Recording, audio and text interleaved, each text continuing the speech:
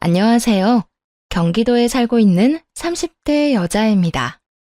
다들 그러하듯 저 역시 이혼이란 제 인생에 절대 없을 거라 생각했습니다. 주변에 이혼한 사람이 거의 없을 뿐더러 이혼 같은 건 생각지도 못할 만큼 안목과 결정에 자신감이 있었으니까요. 하지만 속이고자 마음먹은 사람에게 당해낼 재간은 없었고 결국은 이혼까지 하게 되었습니다. 그러면 어떻게 이혼까지 하게 되었는지 지금부터 이야기해 드릴 테니 끝까지 함께 해주세요. 남편과의 첫 만남은 맞선이나 소개팅 같은 평범한 만남은 아니었어요. 처음 만나게 된 건 자주 다니던 내과에서였는데 남편은 거기서 일하던 페이 닥터였어요. 환절기엔 비염을, 겨울엔 감기, 여름엔 냉방병을 달고 살다 보니 자연스럽게 내과에 가는 일이 많았고 어느 날부터 남편에게 연락이 오더라고요. 안녕하세요. 이러면 안 되는 것 아는데 제가 정말 이렇게까지 하지 않으면 너무 후회할 것 같아서 염치 불구하고 연락드렸어요. 다름이 아니라 너무 마음에 들어서 그러는데 밖에서 따로 차라도 한잔하면 안 될까요? 갑작스럽게 이런 연락드려서 죄송합니다. 너무 마음에 들어 염치 불구하고 했다는 연락, 그 연락이 너무나도 특별하게 느껴지더라고요. 이런 연락을 받게 된 저 역시 이걸 놓치면 후회할 것 같았고요. 그렇게 남편을 밖에서 따로 보게 되었고 그 만남을 시작으로 사적으로 만나는 사이가 되었죠. 자라는 내내 부족함 없이 자란 저와는 달리 남편은 힘들게 자란 듯 하더군요. 시골에 계시는 부모님, 그런 부모님의 뒷바라지로 힘들게 된 의사. 그런 남편이 학자금 대출을 다 갚고 이제서라도 부모님께 도움이 될 수 있어 참 기쁘다며 웃어 보이던 모습이 못낼 기억에 남았죠. 집안 차이는 컸지만 남편의 그 수도분하고 성실한 모습이 참 좋았습니다. 비록 지금은 가진 것이 없어 조금 힘이 들지라도 언젠가는 저 성실함으로 누구보다 앞선 생활을 할 수 있을 거란 확신이 있기도 했죠. 아니, 앞설 필요도 없이 저렇게만 살아준다면 제자리 걸음을 하더라도 한평생 믿고 살아도 되겠다 싶었어요. 이런 남편에 대한 확신에 결혼까지 마음먹게 되었고 제가 결혼 이야기를 꺼내자 남편은 처음엔 꺼려하더라고요. 이유는 집안 차이 때문이었어요. 아무래도 난 결혼은 시기상조인 것 같아. 어? 왜? 우리 나이도 있고 1년 넘게 만났으면 연애도 적당히 한 것 같은데 왜 시기상조라고 생각해? 잘 알잖아, 우리 집. 자기 집이랑 차이 크게 나는 거. 거기에다 나 아직 결혼할 준비도 안 돼 있어. 아니, 안 된 거 정도가 아니라 아예 아무것도 없어. 나는 이런데 자기는 뭐든 다 완벽하게 준비되어 있잖아. 괜히 나 같은 놈한테 시집 와서 자기 고생하는 거 싫어. 별 걱정을 다 한다. 나 자기한테 시집 가도 고생 안 하고 살 자신 있어. 그러니까 결혼까지 생각하는 거 아니겠어? 지금은 자기가 힘든 시간을 보내고 있을지는 몰라도 난 자기가 지금처럼 성실하고 욕심 없이만 살아가면 머지않아 빛 볼 날이 올 거라고 믿어. 그러니까 그 빛 함께 보자. 나도 자기가 빛나는 순간에 함께하고 싶어. 가족으로 말이야. 결혼을 꺼리는 남편의 모습에 더 확신했던 것 같아요. 혹시라도 딴 마음이 있는 사람이라면 어떻게 해서든 저와 결혼하려고 온갖 수를 다 썼을 텐데 남편은 그러지 않았으니까요. 그래서 남편을 여러 차례 설득했고 결혼까지 하게 되었죠. 결혼을 하고 나니 더 행복하더라고요. 무엇보다 시댁 식구들이 참 좋았어요. 시부모님들은 말 그대로 사람 좋다는 말이 절로 나오는 사람들이었는데 특히 시모는 싫은 소리 한 번 하지 못하는 사람이었고 저만 보면 우리 딸이라고 하며 챙겨주기 바빴습니다. 그것이 전부 정해진 각본에 짜여진 연기라는 것을 알게 된 건 결혼하고 난 후 정확히 1년이 지난 시점이었어요. 언제부턴가 남편이 개원 이야기를 꺼내기 시작하더라고요. 동기 중에 민철이 알지? 걔도 개원을 했다네. 그래서 하는 말인데 나도 이번엔 하고 싶어. 아, 나도 당신 심정 이해하지. 그런데 여보, 우리 아직 개원은 무리야. 대출도 많이 받아야 할 테고 그러면 생활이 얼마나 부담스럽겠어. 그렇게까지 무리하면서 개헌하는 거 나는 반대야. 평소엔 이렇게 반대를 하면 남편도 제 뜻을 따라주곤 했는데 이날따라 언성까지 높이며 어린애처럼 막무가내로 우기기 시작하더라고요. 말 꺼낼 때마다 안 된다, 반대다. 그럼 나는 언제 개헌할 수 있는데? 다들 빚내서 개헌해. 당신 말대로 개헌하는데 돈이 적게 드는 것도 아니고 어떻게 가진 돈으로만 할 수가 있겠어? 그 정도는 다 감수하고 하는 거라고. 남들이 다 그렇게 한다고 우리까지 그렇게 해야 해? 지금 다니는 병원, 원장님도 괜찮고 페이도 괜찮다며. 그런 병원에서 좀 더 배우고 좀 더 일하다가 나와서 개원해도 충분하잖아. 다른 때는 안 그러더니 왜 이렇게 개원을 못해서 안달이야? 안달? 당신은 무슨 말을 그렇게 해? 그리고 나랑 친했던 동기들은 다 개원해서 떵떵거리면서 사는데 내가 마음이 안 조급하겠어? 이런 내 마음 당신이라도 좀 이해해주고 내가 힘들게 말 꺼내면 그래, 해보자고 좀 해주면 안 돼? 나도 그렇게 하고 싶지. 그런데 현실이 그렇게 호락호락하진 않은 거 잘 알잖아. 병원도 어떻게 보면 자영업인데 내가 가게 꾸리면서 힘들어하는 거 옆에서 다 봐놓고 꼭 지금 개원이 하고 싶어? 조금 더 금전적으로 여유가 있을 때 해야 당신도 마음에 여유가 있고 심적으로 여유가 있어야 환자들 돌볼 때 더 좋을 거 아니야. 무리해서 개원하면 마음은 조급한데 환자가 눈에 들어오겠냐고.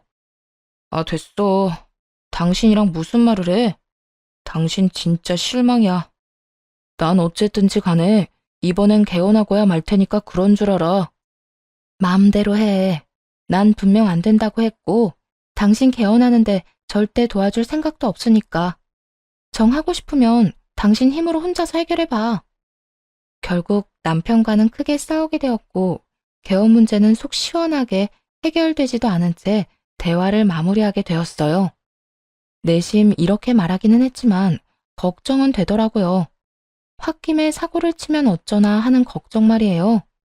이런저런 걱정과 우려의 한숨만 깊어지던 어느 날, 엄마에게서 전화가 왔어요. 남편이 집으로 찾아왔었다고요. 정서방, 어제 집에 왔다 갔어. 정서방이? 나한테는 그런 말 안 했는데? 왜 갔대? 요즘 정서방 개원하고 싶어 한다며? 찾아와서 좀 도와달라고 하더라. 좋은 병원 자리가 있는데 놓치고 싶지 않다고 한 번만 좀 도와달라고. 남편은 대출받아 개원하자니 그 금액이 부담스러웠는지 저희 부모님을 찾아가 돈을 부탁한 것이었어요. 엄마의 말을 듣는데 제가 다 부끄러워지며 화가 나더라고요. 아무리 개원이 하고 싶다고 해도 어떻게 저희 부모님을 찾아가서 저런 부탁을 할 수가 있는 건지 이해가 되지 않았어요. 정말 개원을 하지 못해 미쳐버린 것이 분명해 보이더군요. 그래서 아빠랑 엄마는 뭐라고 했는데? 설마 해준다고 한 건 아니지? 조금 생각해보자고 하고 보냈어. 그런데 정서방 진짜 개원이 하고 싶긴 한가 보더라. 무릎까지 꿇고 앉아서 한참 설명하고 부탁하고 갔어. 그건 간절한 게 아니라 제정신이 아닌 거지. 거기가 어디라고 찾아가서 돈을 내놓으래? 내가 그렇게 안 된다고 했는데. 어쨌든 엄마, 절대 안 돼. 해주지 마. 엄마와 전화를 끊고 난 후 얼마나 화가 났는지 아무 생각도 나지 않았어요. 그저 남편이 오기만을 기다리고 또 기다렸죠. 그리고 기다리던 남편이 집으로 돌아온 순간 남편을 향해 고함을 질러버렸네요. 당신 진짜 제정신이야? 우리 부모님한테 맡겨놓은 돈이 있는 것도 아니고 어떻게 거기까지 찾아가서 그딴 말을 해? 화를 내며 따지자 남편은 당황하는 기색 하나 없이 짜증난다는 말투로 이렇게 말하더군요. 그새 당신한테 연락이 왔어? 그렇게 안 봤는데 입들 가벼우시네. 아니, 근데 당신 집에서 나한테 병원 정도는 해줄 수 있는 거 아니야? 들어보니까 의사 사이 들이면서 개원 정도는 해주는 처가도 많다던데. 당신 집이 능력이 안 되는 것도 아니고 그 정도 해줄 능력은 충분히 되잖아. 한없이 맑고 욕심 없던 사람은 더는 없었어요. 제 앞엔 그저 욕심으로 가득 찬 한 인간이 서 있을 뿐이었죠. 그걸 시작으로 서로 한마디도 지지 않고 몰아세우며 싸우기 시작했고, 얼마 지나지 않아 작은 짐가방을 든 시모가 집으로 들어오더군요. 이야기 다 들었어. 아무래도 너희 크게 싸울 것 같아서 왔단다. 며칠 지내다 가도 되지? 내심 시모가 온 이유가 저를 지지해주기 위함이라고 생각했는데 그건 큰 착각이었더라고요. 시모는 자리에 앉기도 전에 남편과 똑같은 말을 하기 시작했거든요. 너 우리 아들 개원하려고 하는데 반대한다며? 들어보니 집에 돈도 많다는 애가 왜 이렇게 짜게 구니? 1년이나 살았으면 네 집 내 집 할 것 없이 가족 아니니? 우리 아들 기 그만 죽이고 네 친정에 말해서 빨리 개원해 주거라. 그제서야 깨달았어요. 이 모습들이 이 인간들의 참모습이라는 걸요.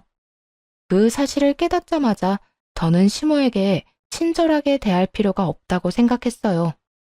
이 말도 안 되는 요구를 딱 잘라야겠다고도 생각했죠.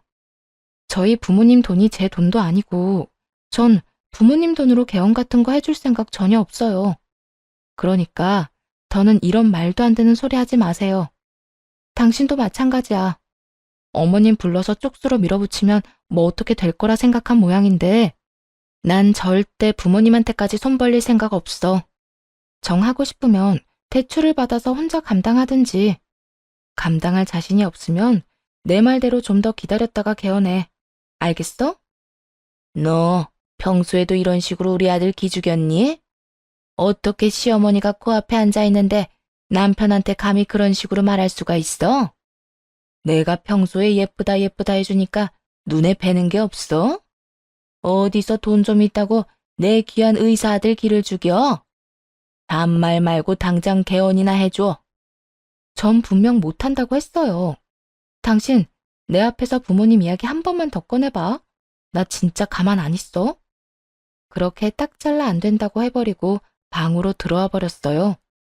차라리 그때 딱 자르고 이혼을 했어야 했는데 그놈의 사랑이 뭔지 그 꼴을 보면서도 마음속 깊이 남편을 사랑하는 마음만큼은 버려지지 않더라고요. 그리고 그 개원 요구도 다 한때라고 생각하며 버티면 이 순간도 지나가겠지 하고 생각했던 것 같아요. 하지만 이런 제 생각과는 달리 남편과 시모의 병원에 대한 닥달은 끊이지 않고 계속되더군요. 그리고 결국엔 부모님께서 도움을 주셨단 이야기가 들려왔어요. 네, 이번엔 시모와 함께 친정에 찾아갔다고 하더군요.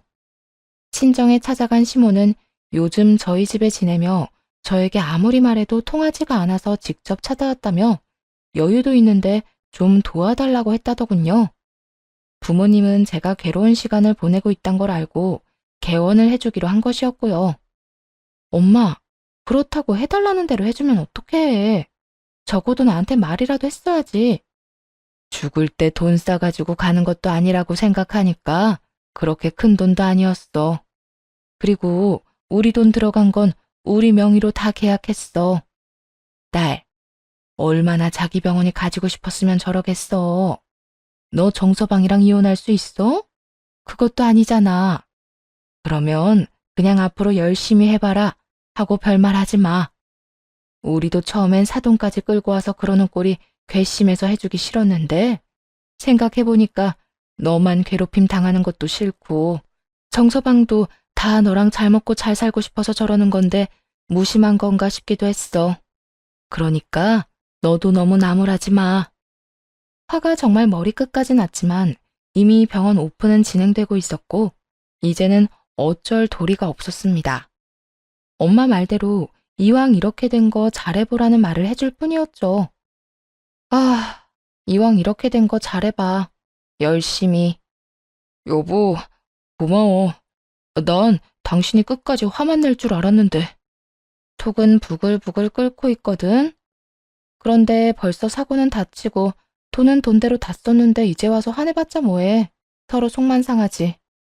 우리 진짜 열심히 행복하게 살자. 그게 부모님께 보답하는 길이야. 알겠지? 응, 나 진짜 열심히 해서 당신 행복하게 해줄게. 당신 웃고만 살게 해줄 거야. 아가, 고맙구나 고마워. 네 덕에 우리 아들이 원장님 소리를 다 듣겠어. 내가 이 은혜 잊지 않으마. 저를 끌어안고 좋아하는 남편과 다시 제가 알던 천사 같은 모습으로 돌아온 시모. 두 사람은 다시 원래 알던 익숙한 모습으로 돌아왔지만 제 마음은 그렇지 않더라고요. 처음으로 돌아가기엔 이미 너무 많은 것을 깨달은 것이었어요. 하지만 그렇다고 이혼까지 생각한 건 아니었어요. 그냥 조금 복잡한 심경에 가까웠어요. 이건 아니다 싶으면서도 그래도 평소대로 돌아와서 다행이다. 이 두 가지 마음이 머릿속에서 때로, 아니 자주 충돌을 일으키곤 했습니다. 그렇게 2년이 지났어요. 병원은 자리 잡았고 혼란스럽고 미웠던 감정은 많이 사라진 후였어요. 남편과는 다시 사이가 좋아졌고 그 어느 때보다 화목한 나날들을 보내고 있었어요. 여보, 이번 주 주말에 시간 돼? 이번에 주말 알바 새로 뽑아서 시간 괜찮아. 왜? 우리 여행이나 가자고. 1박 2일. 생각해보니까 우리 결혼하고 제대로 된 여행도 못 다니고 너무 바쁘게만 살았던 것 같아서. 당신은 가게 꾸리느라 바쁘고 나는 병원 자리 잡느라 바빴고 너무 정신없게 일만 하면서 산 것 같아서 여행이라도 좀 갔으면 해. 가서 좀 쉬다 오자. 그래, 알겠어. 이렇듯 먼저 여행 계획까지 다 짜서 저를 데리고 다니기도 했고 부모님을 모시고 다니며 맛있는 음식을 대접하기도 하더군요. 당시 전 작은 가게를 하고 있었는데 남편 병원이 일찍 끝나는 날이면 가게로 찾아와 함께 문을 닫아주기도 했고요. 요즘 같은 날만 계속되면 여한이 없을 거라 생각했는데 사건은 꼭 그럴 때 일어나더군요. 행복만이 가득한 나날 중 시모가 또다시 작은 짐을 싸서 집으로 왔으니까요.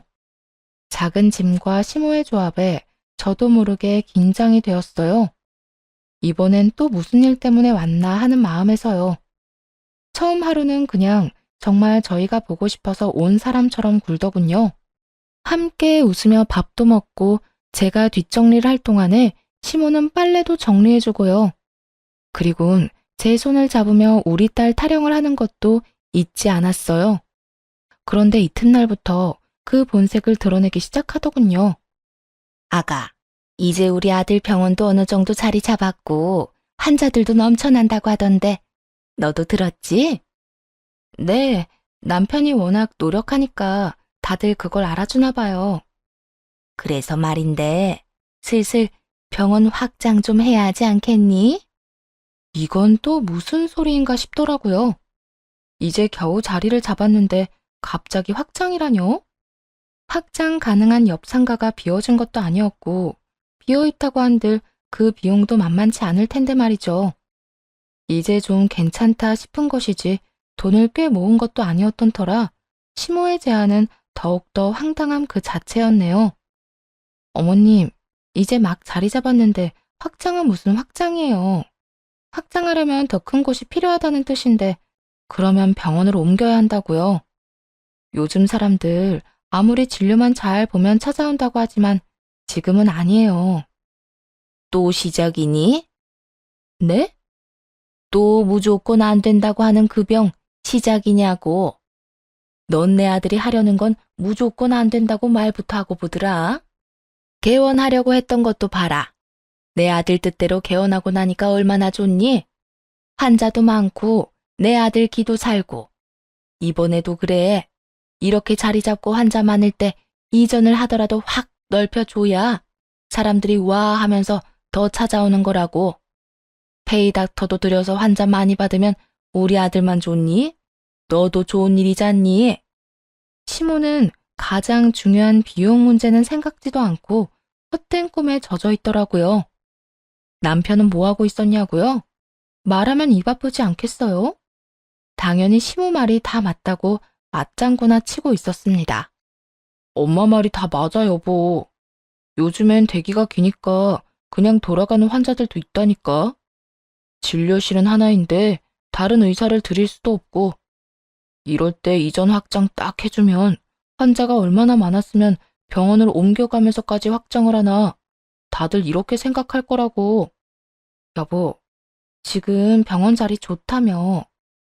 주변에 내과도 없고 아파트 단지도 많아서 딱이라고 우겨서 개원한 병원이 거기야. 그런데 다른 곳으로 옮기면 그만큼 환자가 있을 것 같아? 당신이 나가고 나면 그 자리에 다른 병원이 들어오겠지. 그러면 사람들이 그 병원으로 가지 당신 병원까지 찾아올 것 같아? 굳이? 나는 절대 아니라고 보는데. 괜히 무리해서 옮겨서 피 보지 말고 지금 잘 되는 데서 해, 그냥. 당신은 다른 건 다 괜찮은데 이럴 때 보면 꼭 나 잘 되는 거 싫어서 방해하는 사람 같아. 내가 병원 열면서 잘 되고 당신한테 소홀했어? 아니잖아. 더 당신한테 잘하고 우리 관계 더 좋아졌잖아. 이번에도 그래. 병원 옮겨서 나도 더 여유로워지고 당신하고 더 행복하게 살고 싶어서 이러는 건데 당신은 왜 안 된다고만 해? 그럴만 하니까 안 된다고 하는 거야. 그리고 비용 문제는 어떻게 할 건데? 더 넓은 데로 옮겨갈 만큼 돈은 있어? 아니, 애초에 지금 병원도 당신 명의 아닌 건 알고 있지? 지금도 이런 상황인데 어떻게 옮기겠단 거야? 그거야, 당연히 당신 집에서 도와줘야지. 한 번이 어렵지. 이번엔 장인어른 장모님도 쉽게 도와주실걸? 2년 전과 하나도 달라지지 않은 상황. 정말이지 지긋지긋하더라고요. 더는 말해봤자 통하지 않는다는 걸 과거 일을 통해 깨우쳤기에 절대 안 된다는 말을 남기고 방으로 들어가 버렸네요. 그리고 다음 날부터 친정에 가서 시간을 보내기 시작했죠. 두 사람의 패턴이라면 이제 친정으로 찾아와 난동을 부릴 타이밍이었으니까요. 이틀 뒤 예상대로 심오한 남편은 친정으로 찾아왔고 전 방에 숨어 두 사람이 도대체 뭐라고 하나 엿듣고 있었어요. 두 사람은 제가 다 듣고 있다는 건 꿈에도 모른 채 이야기를 꺼내기 시작했죠. 사돈, 또 이런 일로 찾아뵙게 돼서 죄송합니다만 이번엔 병원 이전 확장을 좀 해주셨으면 합니다. 네? 지금 병원 자리 좋다고 들었는데 갑자기 무슨 이전입니까? 그게 병원이 너무 좁고 저희 아들 혼자 그 많은 환자를 보려니 한계가 있다고 하더군요. 그래서 이참에 넓은 곳으로 옮기면서 의사 한 명 더 고용하면 좋을 것 같아서요. 저번에도 도움 주셔서 제 며느리가 아주 행복하게 잘 지내고 있어요. 이번에도 도움을 주시면 다른 누구보다 제 며느리가 참 행복할 것 같은데요. 아니 사돈, 해도 정말 너무하시네요. 저희가 무슨 은행도 아니고 이미 크게 도와드렸는데 또 도와달라니. 이건 너무 도둑놈 심보 아닙니까? 저희도 이제 그만한 돈 없습니다. 그리고 저번에 오셨을 때 뭐라고 하셨어요? 처음이자 마지막이라고 하지 않으셨나요? 그런데 지금 와서 뭐요? 내 딸 행복이란 말을 들먹이고 싶어요. 저흰 이제 도와줄 돈도 마음도 없으니 그냥 돌아가세요. 사돈이야말로 너무하시네요. 돈이 없는 집안이야 그렇다 치지만 돈이 없는 집안이 아니지 않습니까? 그런 집에서 돈 좀 더 마련하는 게 힘든 일도 아닐 텐데 어찌 이렇게 무자르듯 딱 잘라 안 된다고 하세요? 정 없으면 이 집이라도 담보대출 받아서 도와주시면 되시잖아요. 다른 것도 다 화가 났지만 부모님이 한평생 사신 집을 거들먹거리는 시모의 말을 듣는데 더는 참을 수가 없더라고요. 바로 문을 열고 나가 고함을 질렀어요. 그만하세요. 이 집이 어머님 집이에요? 아니면 이 집 살 때 돈 한 푼 보탠 적 있어요? 어디 감히 함부로 이 집을 입에 올려요? 감히? 너야말로 감히 이 시어미한테 말버릇이 그게 뭐니? 그리고 너 언제부터 거기 있었니? 설마 우리 올까봐 여기서 기다리고 있었니? 이렇게 파투 내려고? 네, 분명 여기 와서 이럴 것 같아서 계속 기다리고 있었어요. 그런데 정말 왔네요? 설마 했는데 진짜 오는 거 보고 얼마나 황당했는데요. 제가 이 자리에서 확실하게 말할게요. 더는 저희 부모님 주머니에서 돈 나오는 일 없어요. 그러니까 그런 줄 알고 돌아가세요. 당신 얼른 어머님 모시고 가. 가서 어머님 짐 가지고 집에 데려다 주고 와. 단호한 저의 태도에 이번엔 남편이 나서더군요. 여보, 그러지 말고 한 번만 더 도와줘. 응? 당신이 허락하면 장인어른 장모님도 도와주실 거 아니야. 내 말 못 들었어? 안 된다고 했지? 왜 안 되는데? 나 정말 잘할 자신 있다니까. 안 되는 이유는 충분히 많이 설명했어. 더는 말할 힘도 없으니까 잘 떠올려 봐. 한 번만 더 여기 찾아와서 이상한 말 하잖아? 그러면 나 당신이랑 이혼할 거니까 그런 줄 알아. 여보. 그래. 내가 당신 여보라고. 그 여보 소리 계속하고 싶으면 그 헛된 꿈 버려. 어머님 데리고 나가라는 말 못 들었어? 당장 나가. 그렇게 이혼까지 입에 올리며 남편에게 당장 나가라고 했고, 남편은 그제야 제 화를 체감했는지 허겁지겁 시모를 데리고 나가더군요. 두 사람이 나가고 난 후 부모님께 얼마나 죄송한지 눈물이 다 나더라고요. 이런 꼴이나 보이려고 그 큰 도움을 받은 것이 아니었는데 하는 생각에 말이에요. 아빠, 엄마, 미안해. 내가 진짜 면목이 없다. 잘 사는 모습 보여줘도 모자랄 판국에 매번 이런 모습이나 보이고. 딸, 우리는 괜찮아. 우리는 도리어 네가 속 시원하게 할 말 다 하고 사는 것 같아서 안심되던데. 한편으론 통쾌하기도 하고 말이야. 그래, 엄마 말이 맞다. 사돈 성격이 보통이 아니어서 네가 기죽어 살면 어쩌나 했는데 그건 아닌 것 같아서 다행이다. 우리 걱정은 하지 말고 너 하고 싶은 대로 하고 살아. 그렇게 말해줘서 감사해요. 그런데 아빠, 엄마, 이번엔 절대 도와주면 안 돼. 아니, 앞으론 문도 열어주지 마. 알겠지? 나 이혼하는 한이 있어도 더는 이런 식으로 안 살 거야. 그래, 알겠어. 우린 네가 뭘 어떻게 한다고 해도 네 편이니까 네가 하라는 대로 할게. 걱정하지 마. 그렇게 두 분의 다짐을 받아내고 집으로 돌아갔더니 시모도 시모의 짐도 없더라고요. 물론 남편도 없었어요. 조용한 집에서 혼자 참 많은 생각을 했던 것 같아요. 그중 가장 큰 생각은 아직까지 내가 남편을 사랑하나였어요. 오랜 시간 생각해보니 더는 사랑이란 감정은 남아있지 않는 듯 했고요. 이혼할 준비가 드디어 된 것이었죠. 그렇게 마음속으로 이혼에 대한 충분한 생각을 하고 있는 동안 두 사람이 지나치게 조용하더라고요. 아무리 이혼으로 입막음을 했다고 한들 여태 경험해본 바론 원하는 걸 얻을 때까지 난리를 피워야 하는데 두 사람은 조용해도 너무 조용했어요. 심지어 다시 작은 짐을 싸들고 집으로 왔는데도 불구하고 말이죠. 시모는 저에게 당한 망신을 시집살이로 풀어내기로 작정한 듯 온갖 트집을 잡을지언정 절대 병원 이야기만큼은 입 밖으로 꺼내지 않더라고요. 그저 상대하기도 귀찮은 트집만이 계속될 뿐이었어요. 너 빨래를 도대체 어떻게 하길래 이렇게 냄새가 나는 거니? 그거 섬유유연제 냄새예요. 저도 그 냄새 싫어하는데 어머님 아들이 그 냄새 아니면 싫다고 해서 쓰는 거니 정 거슬리면 어머님 아들한테 말하세요. 이런 시비라든지요. 음식간이 영 엉망이구나. 오늘은 가게 가지 말고 나한테 음식간 맞추는 거나 좀 배우거라. 기억 안 나세요?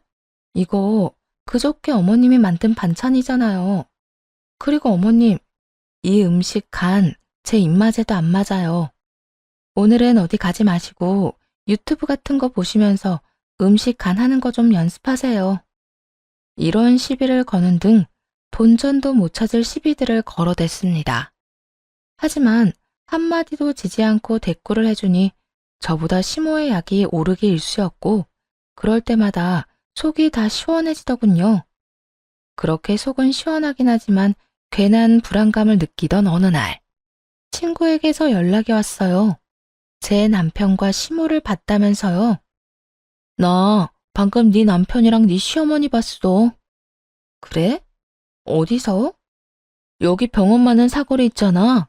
거기 공실난 건물에서 나오던데. 그런데 두 사람 유명한 여자랑 같이 있더라고.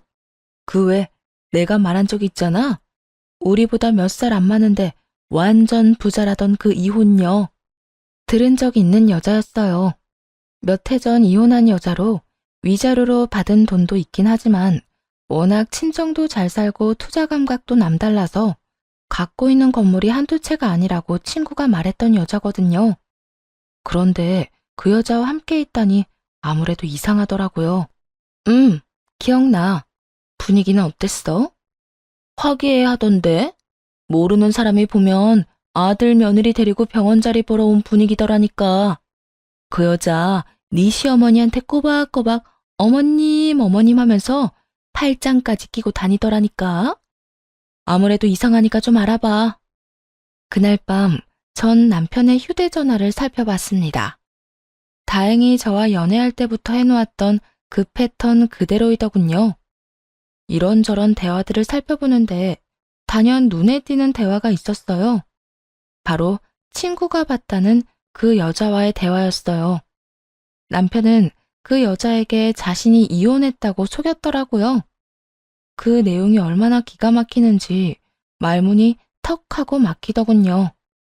상훈 씨는 재혼 생각은 있으신 거예요? 저도 그렇고 주변에 보면 상대방 외도로 인해서 이혼하고 나면 다른 사람을 못 믿겠다고 재혼 생각도 없다고들 하던데. 저도 처음엔 그랬어요. 그래서 이혼하고 다른 사람 만난 적도 없고요. 그런데 희연 씨 만나고 난 후에 그 생각이 바뀌었어요. 희연 씨라면 과거 아픔을 털어버리고 다시 시작할 수 있을 것 같아요. 희연 씨는 어때요? 저도 상훈 씨라면 용기 낼 수 있을 것 같아요. 말했다시피 전 남편 외도 때문에 상처가 커서 남자는 아예 만나지도 않았거든요. 그런데 상훈 씨라면 믿을 수 있을 것 같아요. 어머님도 너무 좋으시고요. 저를 무슨 불륜이나 저지른 전부인으로 만들었더라고요. 심지어 이혼도 하지 않았는데 말이죠. 더 기가 막힌 게 무엇인지 아세요?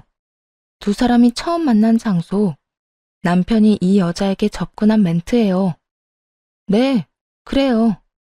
두 사람이 처음 만난 장소는 남편의 병원으로 남편이 이 여자에게 처음 보낸 메시지의 내용은 저 때와 완전 똑같더라고요. 그 순간 온몸에 소름이 돋으면서 이상한 생각이 스쳐 지나갔어요. 전 바로 남편이 저장한 연락처들을 살펴봤고 그곳엔 이름과 함께 메모가 되어 있었어요. 메모의 내용은 여자들이 사는 아파트명과 차량명이었고요.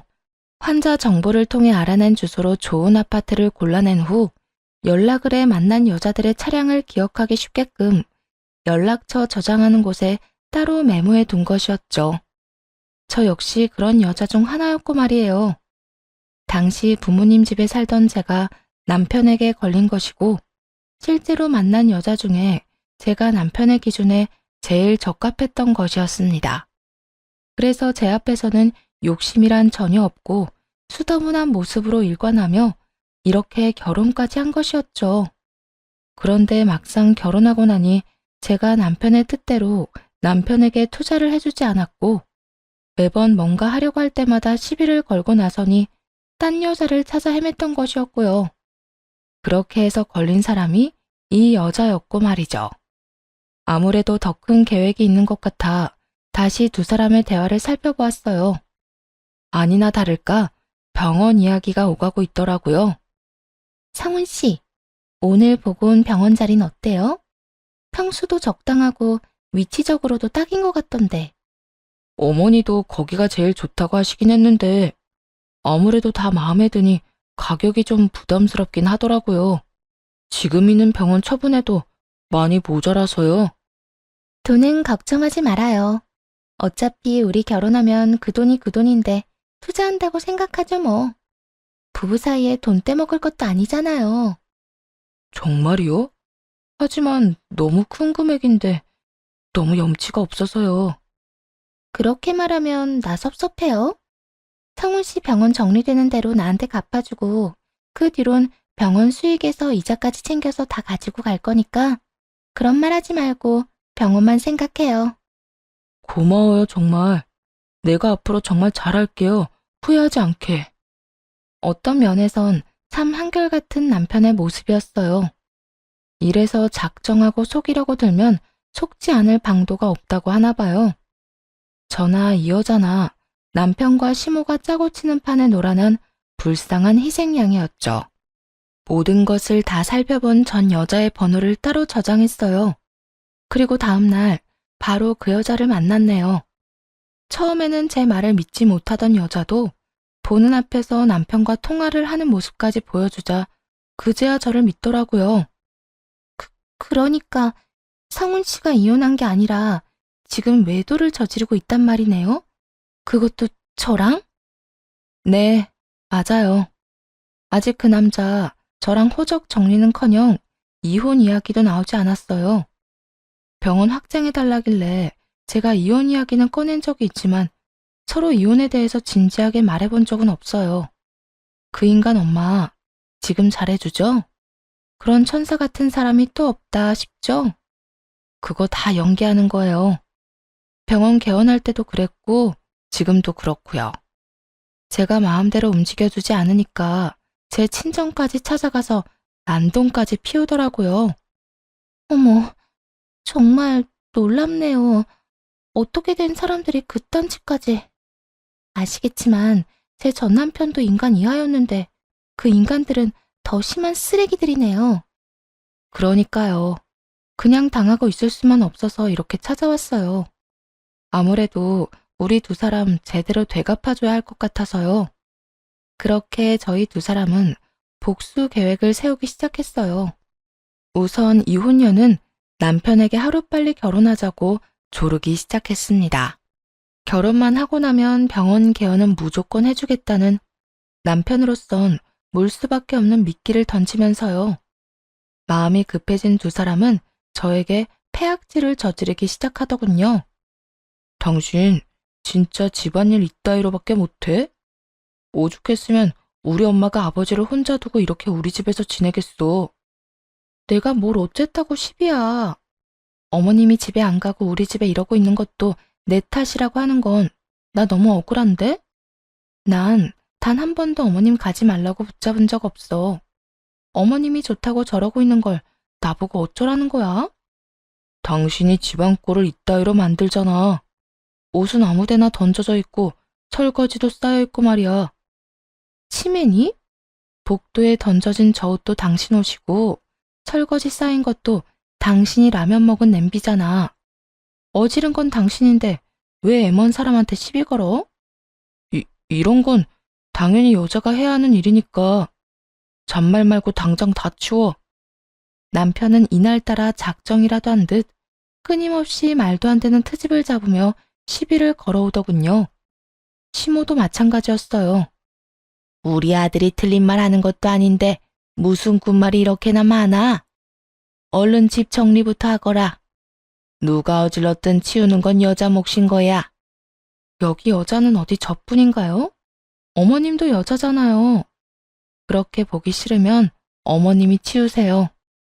뭐야? 너 진짜 내가 만만하니? 어디 시어머니한테 그딴 말을 해? 할만하니까 하는 거 아니겠어요? 허락도 없이 저희 집에서 먹고 살면서 온갖 트집이란 트집은 다 잡고 입장 바꿔서 생각해 보세요. 어머님 같으면 제 눈에 어머님이 곱게 보이겠어요? 거기에다 어머님 아들이 하는 꼴 좀 보세요. 당장 이 집에서 두 사람 내쫓지 않는 것만 해도 다행이라고 생각하세요. 뭐야? 이젠 아주 집까진 유세까지 부리는구나. 내가 이딴 꼴이나 보려고 이날 이때껏 살았어. 이딴 꼴까지 보기 싫으면 아버님이 기다리고 있는 어머님 집으로 가세요. 그러면 다 해결되는데 무슨 부귀영화를 누리겠다고 여기서 이러고 계세요? 시모는 뒷덜미를 잡고 넘어가기 직전이었고 남편은 크게 화를 내기 시작했어요. 겉으론 기분 나쁜 척을 했지만 분위기를 극한까지 몰고 가는 두 사람을 보며 속으론 오늘이구나 하는 생각으로 신나게 그 장단에 맞춰주었죠. 당신 진짜 미쳤어? 엄마한테 그게 무슨 말버릇이야? 당장 사과해. 당장 우리 엄마한테 잘못했다고 싹싹 빌란 말이야. 내가 왜? 난 잘못한 거 없는데? 당신도 처음부터 다 지켜봤으니까 알 거 아니야. 시비는 내가 아니라 어머님이 먼저 걸었어. 그러니까 내가 사과해야 할 이유 따윈 없다고. 뭐? 당신 말 다 했어? 아, 난 당신 같은 여자랑 더는 못 살겠다. 우리 이혼하자, 당장. 뭐? 지금 뭐라고 했어? 이혼? 당신 후회 안 해? 후회는 무슨? 절대 후회 같은 거 안 하니까 당장 이혼해. 그래, 좋아. 하자, 이혼. 단, 당신은 나와 이혼하는 그 순간 결혼하던 그때처럼 몸만 나가야 할 거야. 집은 물론이고 병원까지 손끝 하나 건드리지 말고 몸만 딱 나가. 어차피 병원 명의도 부모님께 물려받아 제 명의라 내쫓을 수 있지만 하루라도 빨리 그리고 조용하게 해결하고 싶었기에 이런 작전을 세운 것이었어요. 남편은 저희의 작전에 완벽하게 걸려들었고 이 제안에 한치의 망설임도 없이 알겠다고 하더군요. 그까짓 병원 당신 다 해. 난 이제 미련도 필요도 없으니까. 그러면 합의 이혼하는 거지? 아참, 위자료도 내놓고 가. 당신이랑 당신 엄마랑 나한테 한 짓이 있는데 위자료 안 주면 나 억울해서 이혼 못하지. 뭐? 위자료? 꼭 그 푼돈까지 받아내야겠어? 당신 돈 많은가 보다. 적어도 몇 천 원 될 텐데 그 돈을 푼돈이라고 하는 걸 보니 말이야. 개혼하고 돈을 많이 번 거야? 아니면 돈 많은 여자라도 생긴 거야? 무슨 소리 하는 거야? 헛소리 하지 말고 이혼이나 해. 그까지 위자료 원하는 대로 줄 테니까. 정곡이 정확하게 찔린 남편은 위자료까지 약속하더군요. 결국 전 남편은 대출을 내어 마련한 위자료를 제게 줬고 그렇게 깔끔하게 합의 이혼을 하게 되었습니다. 저희의 계획은 성공적으로 이루어진 것이었죠. 그리고 대망의 마지막 마무리가 남았고요. 그건 바로 둘이 함께 전 남편을 만나러 가는 것이었어요. 그날은 피날레의 날답게 전 남편이 침 흘렸던 상가를 계약하던 날이었는데 약속 장소에 도착하니 잔뜩 들뜬 전시모도 함께 있더라고요. 전시모와 마찬가지로 전 남편 역시 한껏 들뜬 모습이었는데 저희가 함께 있는 모습을 발견하곤 얼굴이 타색이 되어 가더군요. 두 사람이 어떻게 같이 여길 오는 거야? 휘연 씨, 어떻게 된 일이에요? 보면 몰라? 나 당신 휘연 씨랑 아는 사이야. 정확히는 당신 때문에 아는 사이지. 당신이 나랑 이혼도 안 했으면서 이혼남이라고 속이고 다닐 때 내가 휘연 씨 만나서 모든 사실을 다 알려줬거든. 사실 난 바람 피운 적도 없고 우리가 이혼한 적도 없다. 내 남편이 당신을 불륜녀로 만들고 있다고 말이야.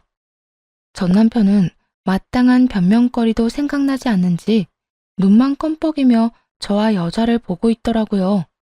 여자는 그런 전 남편의 모습이 더 화가 난다는 듯 전 남편에게 다가가 손을 올려붙였어요. 이 쓰레기 같은 인간아, 사람 마음 가지고 장난치니까 즐거웠어? 너 같은 인간은 분리수거도 안 돼, 알아? 너 앞으로 이 바닥에 얼씬도 하지 마라. 이 근처에서 얼굴 내밀고 다니잖아? 내가 진짜 가만 안 둬?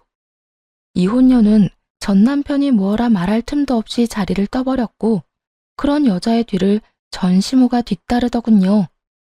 전 남편은 저를, 전시모는 그 여자를 설득하기 위함이었어요. 이럴 거라 미리 예상하고 계획을 따로 세운 것도 아니었을 텐데 역할 분담 하나는 참 잘한다는 생각마저 들더군요. 전 남편은 자신이 맡은 역할에 충실하게 저에게 무릎을 꿇고 빌더라고요. 여보, 내가 다 잘못했어. 난 정말 이렇게까지 할 생각은 아니었는데 다 엄마가 시켜서 그랬어. 엄마가 다른 여자 만나서 더 큰 병원으로 옮기면 나한테 다 좋을 거라고 그래서 당신한테 섭섭하기도 하고 화나기도 하고 그래서 그랬던 거야. 내가 정말 미안해. 잘못했어. 나한테 빌긴 왜 빌어? 이미 우리 이혼한 거 다 잊었어? 나한테 이러고 빌 필요도 없어. 이미 이혼 도장 다 찍었고 서류상으로도 이혼했으니까. 여보, 우리 다시 시작하자. 내가 정말 잘할게. 나 못 믿겠으면 혼인신고 같은 거 다시 하지 않아도 돼. 그저 당신 옆에서 숨만 쉬고 살게 해줘. 응? 나 진짜 당신 옆에만 있게 해주면 다른 거 하나도 바라지 않을게. 그까짓 병원도 필요 없다고. 얼마나 마음이 급했으면 그렇게 개원하지 못해 안달이던 병원도 필요 없다며 매달리더군요. 그렇게 저를 속여서 결혼까지 성공했으면 욕심이나 부리지 말고 달 데리고 살기나 하지 그랬나 어이가 없었네요. 괜한 욕심에 이 모양 이 꼴까지 된 것이 보기 좋더군요. 아, 나 다 알고 있어. 당신 나한테나 다른 여자한테나 계획적으로 접근한 거. 그렇게 접근했으면 적당히 욕심내고 잘 살지 그랬어. 그랬으면 적어도 원장 소리는 들으면서 살았을 텐데 말이야. 여보, 내가 진짜 잘못했어. 당신 말대로 나 계획적으로 접근했던 것도 맞고 과한 욕심 부린 것도 인정할게. 앞으로는 절대로 안 그래. 당신이 하라는 대로 하고 살 테니까 제발 나 좀 용서해주라. 용서? 내가 당신이 이렇게 빈다고 용서 같은 걸 할 거였으면 애초에 이런 일까지 벌이진 않았어. 난 당신 절대로 용서할 생각 없고 두 번 다시 당신 보고 싶지도 않아. 그러니까 구질구질하게 이러지 말고 앞으로 어떻게 살지 그 계획이나 세워. 또 다른 여자 속일 생각은 하지도 말고 말이야. 전 남편은 제 앞에서 눈물까지 흘리며 매달렸지만 그런 전 남편을 뿌리치고 나와버렸어요. 밖으로 나오니 그 어미의 그 아들이라고 시모도 그 여자 앞에 무릎을 꿇고 빌고 있더라고요. 기현아, 그러지 말고 다시 한 번만 생각해 주려무나. 우리 아들이 거짓말한 건 맞지만 정말 이혼하려고 했었어. 지금은 완전히 이혼했고 말이야. 그러니까 지금은 우리 아들 이혼난 맞단다. 이혼해서 서로 힘든 사이끼리 의지하면서 살며 서로서로 좋지 않니? 응? 전 의지할 사람 없어도 충분히 행복해요. 의지할 사람이 없으면 쫄딱 망하는 그쪽이랑 그쪽 아들과는 달리 말이죠. 그리고 제발 부탁인데 붙잡은 제 바짓가랑이 좀 놔주실래요? 제가 아끼는 바지인데 그렇게 붙잡고 있으면 오염되어서 그냥 버려야 한다고요. 그래. 내가 미안하다.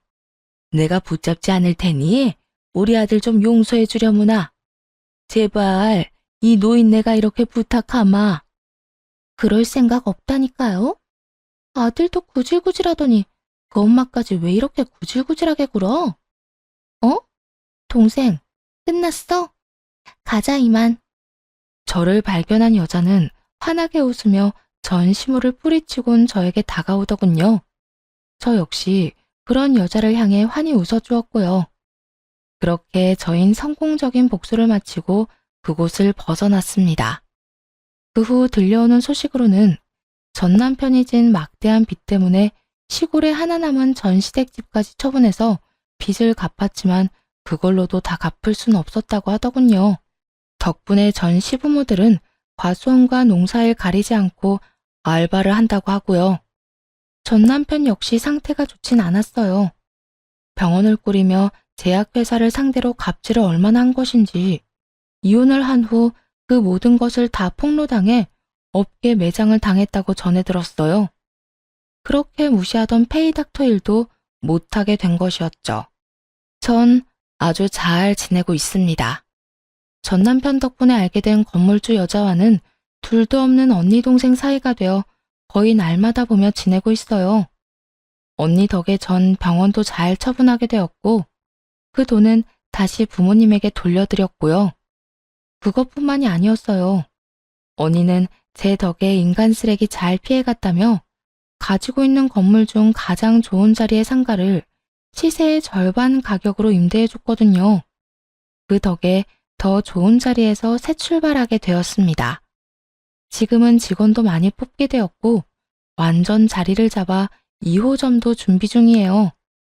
2호점도 언니의 상가에서 열게 될 것 같은데 그땐 무슨 수를 써서라도 시세보다 높은 가격에 들어가려고요. 들어보면 아시다시피 한동안은 일에만 집중하고 싶어 그렇게 살고 있는 중이에요.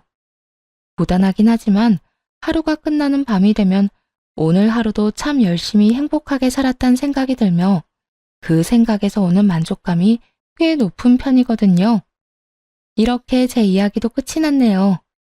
긴 이야기 들어주신 모든 분 행복하세요.